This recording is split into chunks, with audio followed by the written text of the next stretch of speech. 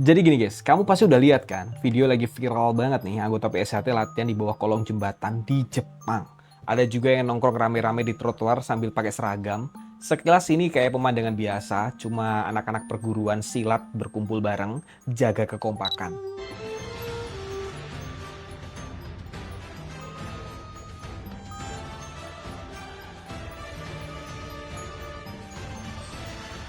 Tapi masalahnya guys, ini di Jepang.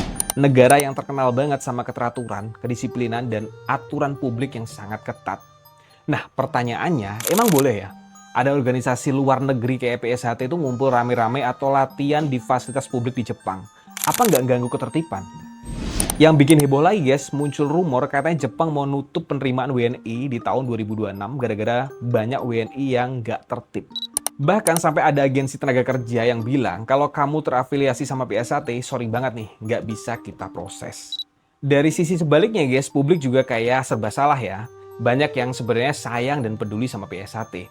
Pengen organisasi ini tuh lebih baik lagi. Suka nggak suka nih guys, PSHT ini organisasi yang besar banget kan, jutaan anggotanya.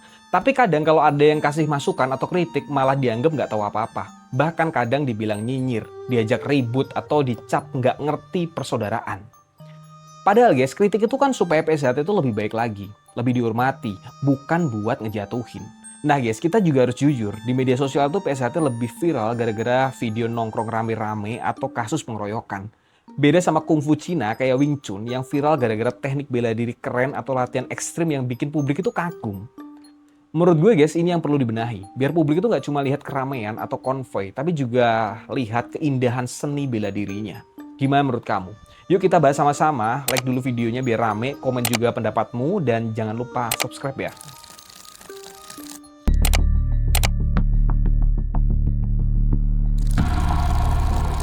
Oke guys, singkatnya gini, beberapa waktu lalu viral banget di video anggota PSHT atau Persaudaraan Setia Hati Trate yang latihan bareng di bawah kolong jembatan di Jepang. Gak cuma itu, ada juga video lain yang menunjukin mereka tuh nongkrong rame-rame di trotoar sambil pakai seragam. Sekilas ini kayak hal biasa guys buat kita di Indonesia. Ngumpul rame-rame di trotoar atau di kolong jembatan tuh kayak tradisi latihan bareng, silaturahmi, dan jaga kekompakan. Tapi ini di Jepang guys, negara yang terkenal banget sama keteraturan dan ketertiban yang detail banget. Di Jepang guys, kalau ada organisasi apalagi dari luar negeri mau ngumpul atau latihan di fasilitas publik kayak taman, lapangan, bahkan kolong jembatan, umumnya harus ada izin resmi. Biasanya ngurus ke balai kota atau pemerintahan daerah setempat. Biar mereka tuh bisa atur jadwal, pastikan nggak ganggu pengguna fasilitas lain, dan supaya ada pengawasan kalau rame. Trotoar pun sebenarnya bukan tempat nongkrong rame-rame guys. Trotoar di Jepang itu benar-benar difungsikan buat pejalan kaki. Nongkrong sambil bergerombol di trotoar, apalagi kalau sampai nutup jalan, bisa dianggap melanggar aturan ketertiban umum. Makanya nggak heran kalau publik Jepang itu risih dan netizen Indonesia tuh juga ikut nyinyir nih. Nah, kalau kita bandingkan sama bela diri Cina kayak kungfu atau Wing Chun, ada perbedaan budaya juga. Kungfu itu filosofinya kuat banget, fokus sama pengendalian diri, keseimbangan, dan harmoni dengan alam guys. Nah sekarang kita bahas sedikit tentang Wing Chun, terkenal dengan teknik cepat dan sederhana yang diciptakan untuk melindungi diri, bukan buat pamer untuk massa. Makanya kalau mereka itu tampil, yang ditonjolkan tuh gerakannya, jurusnya, dan kisah sejarahnya, bukan keramaian, konvoy, atau nongkrong rame-rame. Publik itu guys jadi kagum sama keindahan dan kedalaman filosofinya. Sedangkan PSHT sendiri guys juga punya nilai luhur. Tapi di media sosial hari ini malah sering viral gara-gara hal-hal kayak gini. Nah menurut kamu guys, wajar nggak sih kalau publik Jepang itu merasa terganggu? Dan kira-kira apa yang harus diperbaiki? Yuk kita lanjut ke cerita selanjutnya biar kamu paham kronologi lengkapnya guys.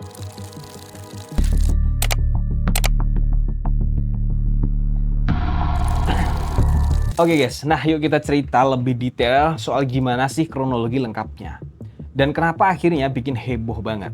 Awalnya beberapa anggota PSHT ini kerja di Jepang. Kamu pasti tahu kan banyak WNI kerja di Jepang lewat program magang atau skill internship. Nah, sebagai perantau nih wajar kan kalau mereka tuh kangen suasana latihan bareng kayak di kampung mereka atau di kampung halaman mereka nih. Akhirnya mereka tuh ngumpul dan latihan bareng. Lokasinya di bawah kolong jembatan, taman kota, bahkan ada yang nongkrong rame-rame di trotoar sambil pakai seragam PSHT seperti di Indonesia pada umumnya. Masalahnya muncul guys, Jepang itu punya budaya dan aturan yang beda jauh sama Indonesia. Di sana penggunaan fasilitas publik itu kayak taman kota, lapangan, bahkan di area kosong di bawah jembatan itu ada aturannya. Kalau mau dipakai organisasi untuk latihan, acara, atau berkumpul nih, wajar banget ngurus izin ke kantor balai kota setempat. Tujuannya apa guys?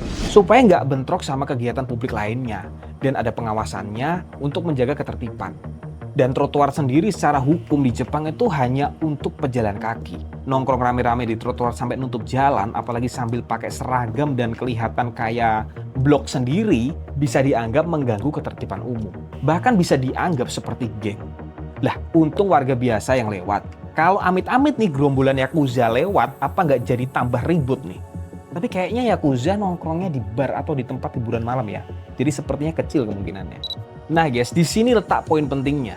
Di Jepang kalau ada organisasi dari luar negeri kayak PSHT, itu nggak otomatis boleh langsung latihan atau berkumpul.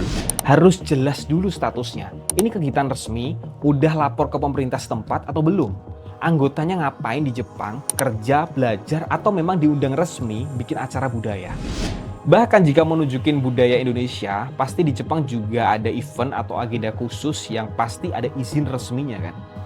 Karena Jepang sangat ketat guys, semua kegiatan organisasi harus transparan. Siapa yang bertanggung jawab, tujuannya apa, jumlah pesertanya berapa, bukan berarti nggak boleh berkumpul, tapi harus tertib, ada izin dan jelas. Sayangnya guys, video yang viral di TikTok justru bikin persepsi publik itu seolah mereka main kumpul tanpa izin. Apalagi ada video nongkrong rame-rame di trotoar, duduk sambil ngobrol, nutupin jalan pejalan kaki. Wajar kalau akhirnya warga lokal tuh risih dan netizen Jepang bahkan Indonesia itu ikut komentar loh masalah ini. Sekarang guys, coba kita bandingkan sama bela diri Cina kayak Kung Fu atau Wing Chun. Publik di seluruh dunia tuh lebih kenal Kung Fu dan Wing Chun tuh lewat teknik jurus yang cepat. Film-filmnya keren kayak Ip Man, sampai video latihan ekstrim yang viral. Fokusnya tuh selalu ke seni bela diri dan filosofi, soal keseimbangan, ketenangan, dan menghormati lawan. Kamu hampir gak pernah lihat berita rombongan Kung Fu itu ngumpul rame-rame di trotoar bikin macet.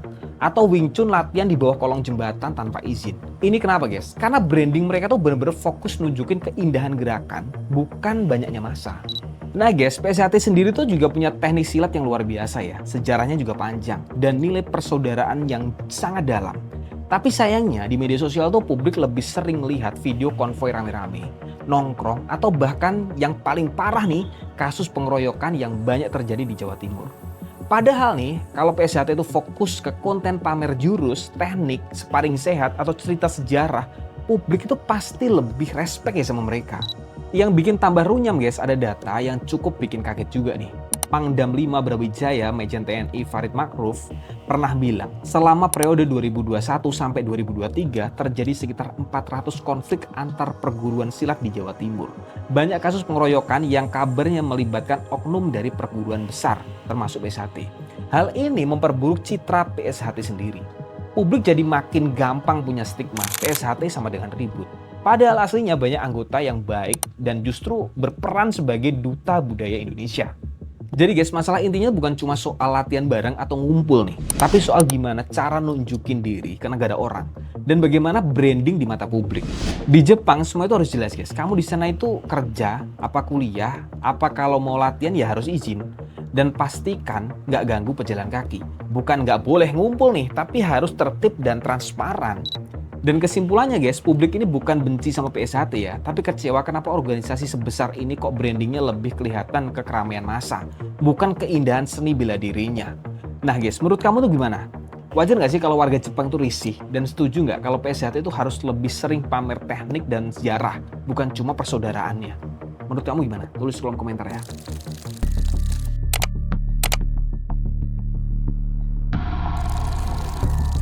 Nah guys, ini dia bagian yang paling penting yang jarang dibahas. Siapa sih sebenarnya yang bikin nama PSHT itu jadi jelek? Kenapa bisa sampai segitunya? Dan jujur ya guys ya, saya ini lahir di kampung pesilat di daerah Madiun, Jawa Timur. Satu desa saya itu mungkin 80% lebih anggota PSHT. Dan sebagai orang yang tumbuh besar di sana, saya ngerti banget ada banyak warga PSHT itu yang santun, kalem, dan kalau ngomong itu penuh kehormatan ya. Apalagi kalau udah sesepuh atau senior, mereka tuh punya wibawa. Kalau nasihatin adik-adiknya juga pakai bahasa yang halus, ngajarin soal budi pekerti, bukan cuma soal jurus.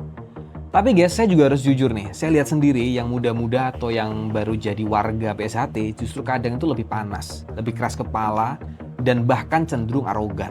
Kadang kalau ada masalah kecil di jalan, langsung aja ribut, padahal lawannya juga sama-sama orang PSHT. Lucunya guys, di antara sesama warga PSHT pun kadang ada yang kubu-kubuan, biasanya beda ranting atau cuma beda senior. Hal ini guys bikin saya tuh mikir, kok bisa sih organisasi sebesar ini kayak nggak ada pengawasannya? Nggak ada yang ngatur biar adik-adik yang muda ini bisa lebih adem. Pertanyaan buruk juga muncul di kepala saya nih. Apa para petinggi PSHT itu sengaja membiarkan warganya tuh liar supaya nama PSHT itu terkenal besar dan ditakuti? Padahal guys, kalau dipikir-pikir pakai logika nih, dengan jumlah anggota PSHT yang jutaan, kalau pinter branding nih, organisasi ini bukan cuma bawa nama baik PSHT loh guys, tapi juga bisa angkat nama Indonesia. Dan catatan ya guys ya, warga PSHT itu 90% royal dan fanatik dengan organisasinya. Iya nggak sih? Dan plot twistnya guys, banyak orang tuh ngira masalah PSHT cuma soal solidaritas terlalu kuat. Padahal lebih dalam lagi. Ini soal pengawasan internal. Soal bagaimana tradisi dan filosofi leluhur itu diteruskan ke generasi muda. Karena kalau lihat di media sosial hari ini nih, yang sering viral tuh bukan cuma sesepuh PSHT lagi latihan jurus sambil cerita sejarah nih, tapi malah video pengeroyokan, konvoy, atau nongkrong rame-rame nutupin jalan. Padahal guys, para sesepuh PSHT yang saya kenal tuh ngajarin nilai utama, persaudaraan bukan permusuhan. Menurut saya nih guys, kalau PSHT itu punya tim media kreatif dan fokus bikin konten kayak gitu, sparring sehat, dokumentasi latihan, kisah sejarah pendiri, saya yakin nih orang-orang di luar negeri pun bakal kagum. Dan ingat guys, anggota PSHT itu jutaan loh. Bayangin nih, kalau mereka tuh kompak share konten seni bela diri PSHT nih, bukan cuma video rame-rame, itu bisa jadi kampanye budaya paling masif loh di Indonesia. Padahal guys, sayang banget ya, soalnya kalau branding PSHT ini bener, bukan cuma bawa nama baik organisasinya nih, tapi juga bawa nama baik Indonesia sebagai negara asal pencak silat. Dan jangan salah, Jepang dan Cina itu juga bangga banget loh sama bela diri mereka, karena berhasil dikemas jadi budaya nasional yang diakui dunia. Kenapa PSHT nggak bisa ya kayak gitu? Jadi guys, pelaku sebenarnya itu bukan semua warga PSHT ya. Yang bikin nama tercoreng adalah segelintir oknum yang lupa esensi persaudaraan. Ditambah lagi minimnya kontrol internal. Dan kalau sesepuh PSHT itu lebih aktif mendidik, kalau organisasi lebih berani berbenah dan pinter branding, bukan mustahil PSHT itu bakal jadi kebanggaan dunia, bukan sekedar viral di TikTok guys. Nah, menurut kamu guys, kenapa sampai sekarang ini masih banyak anggota PSHT muda ini cenderung panas, kurang pengawasan, atau memang budaya internalnya yang perlu diperbarui? Tulis pendapat di kolom komentar ya guys ya.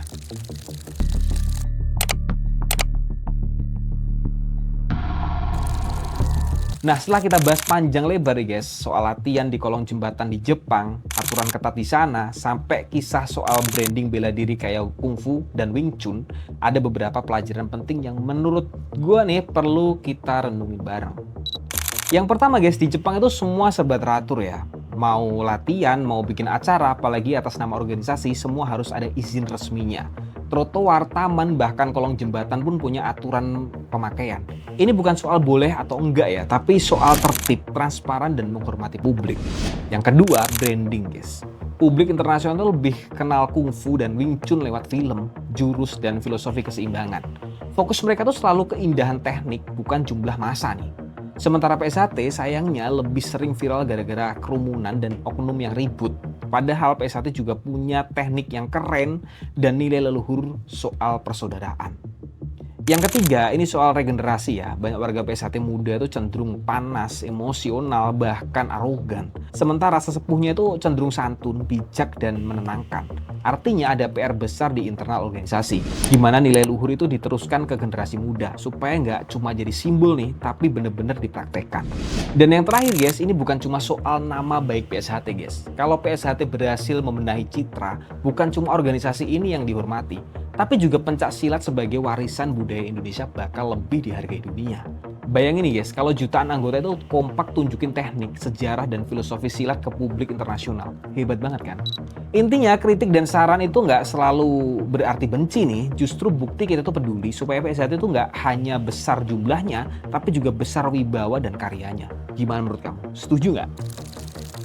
Jadi guys, intinya PSHT itu besar banget ya, punya jutaan anggota, sejarahnya panjang banget, dan nilai persaudaraan yang sangat luar biasa. Sayangnya citra di publik malah sering berbentuk gara-gara segelintir oknum yang lupa esensinya. Persaudaraan itu bukan soal rame-rame, tapi soal saling menghormati, saling jaga nama baik, apalagi kalau sudah bawa nama Indonesia di luar negeri. Bayangin nih guys, kalau PSHT serius branding seni bela dirinya kayak kungfu atau Wing Chun nih. Bikin video jurus-jurus yang bagus, sejarah, sparring, sampai konten inspiratif tentang filosofi persaudaraan. Bukan cuma PSHT yang bangga, tapi Indonesia juga makin dihormati dunia guys. Dan ingat guys, kritik itu bukan berarti benci loh. Justru karena peduli, kita itu pengen PSHT itu lebih besar lagi, lebih santun dan lebih dihormati, baik di dalam negeri maupun di luar negeri. Nah, sekarang giliran kamu nih. Menurut kamu, apa yang harus dibenahi sama PSHT supaya publik itu lebih respect nih? Setuju nggak sih kalau brandingnya itu lebih fokus ke teknik dan sejarah bela dirinya? Tulis pendapatmu di kolom komentar ya guys ya. Dan jangan lupa like video ini biar konten kayak gini tuh makin sering muncul. Share juga ke teman kamu yang perlu nonton nih. Dan subscribe supaya kita tuh bisa bahas topik yang seru lainnya. Sampai ketemu lagi, semoga bermanfaat buat kalian.